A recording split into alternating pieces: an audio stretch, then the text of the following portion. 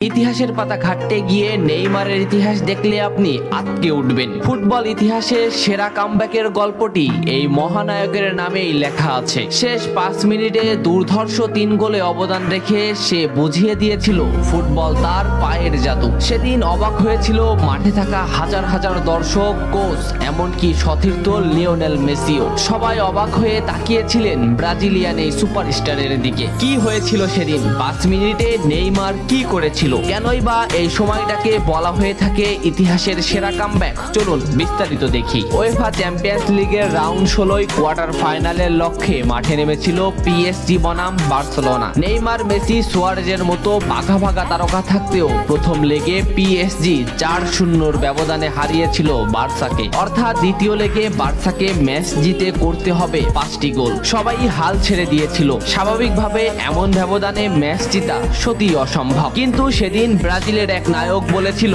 এটা সম্ভব, আমরা এটা করে দেখাবো। যেভাবেই হোক না কেন আমরা দলকে ম্যাচ জেতাতে চাই। 2017 সালের 8 মার্চ অনুষ্ঠিত হয় এই ম্যাচের দ্বিতীয় লেগ। ম্যাচের শুরু থেকেই ক্ষিপ্ততা আর দক্ষতা দেখাতে শুরু করেন নেইমার। এই ম্যাচে যেন আবির্ভাব হয় কোনো এক নতুন নেইমারের। এই নেইমারকে তো কেউ চেনে না। ম্যাচের 3 মিনিটেই লুইস সুয়ারেজ পেয়ে যায় প্রথম গোলের দেখা। এরপর নেইমারের ক্ষিপ্ততায় একের পর এক আক্রমণ সাজাতে থাকে বার্সা। এদিন যেন নেইমারকে কোনোভাবেই আটকাতে পারছিল না পিএসজি। নেইমারকে আটকাতে একের পর এক ফাউলই বেছে নিয়েছিল তারা। ম্যাচের 40 মিনিটে লেভিনের আত্মঘাতী গোলে বার্সা পায় দ্বিতীয় গোলের দেখা। ম্যাচের 50 মিনিটে ক্ষিপ্ত থাকা নেইমারকে ডি বক্সের ভিতর ফাউল করে ফেলে দেওয়া হয়। এতে বার্সা পেয়ে যায় পেনাল্টিতে গোল করে দলকে এগিয়ে নেন লিওনেল মেসি। তবে যেমনটা ভাবছিলেন এই ম্যাচের গল্প ফুটবল বিধাতা তেমন ভাবে লেখেননি। 62 মিনিটে বার্সার কফিনে শেষ প্যারাটা পুড়ে দেন এডিনসন কাভানি। এতেই স্তব্ধ হয়ে যায় ক্যাম্প নু।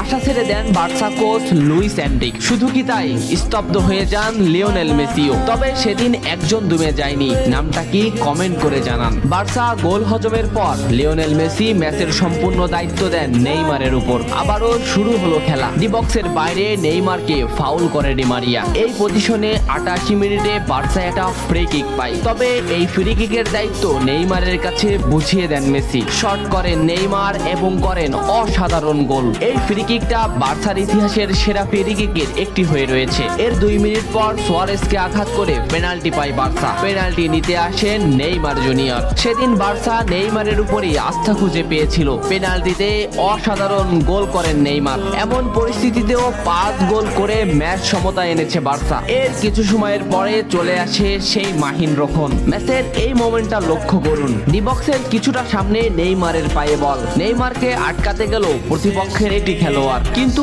নেইমার শর্ট মোমেন্ট নিয়েও শট না করে বলটি সামনে আগালেন। এই মোমেন্টটা লক্ষ্য করুন। নেইমার একবার গোলের দিকে তাকালেন। এতেই সে বুঝে ফেলেছে কোথায় বলটি দিতে হবে। নেইমার শট নিলেন। আপনি সাধারণ চোখে এটাকে একটা শট দেখলেও এটা হলো সেই শট যা লিখেছিল ইতিহাসের সেরা কামব্যাকের অধ্যায়। নেইমার এমন ভাবে শটটি নিয়েছিলেন যাতে রবের্তো শুধু পা লাগিয়ে গোল করেছিলেন। শেষ 5 মিনিটে সেরা 3টি গোলে অবদান রেখে সেদিন ইতিহাসের সেরা কামব্যাকের নায়ক হয়েছিলেন ব্রাজিলিয়ান এই সুপারস্টার। সবাই যেখানে স্তব্ধ হয়ে গিয়েছিল নেইমার সেখান থেকেই শুরু করেছিলেন। নেইমার বুঝিয়ে দিয়েছিলেন নিজের দৌড়ত্ব।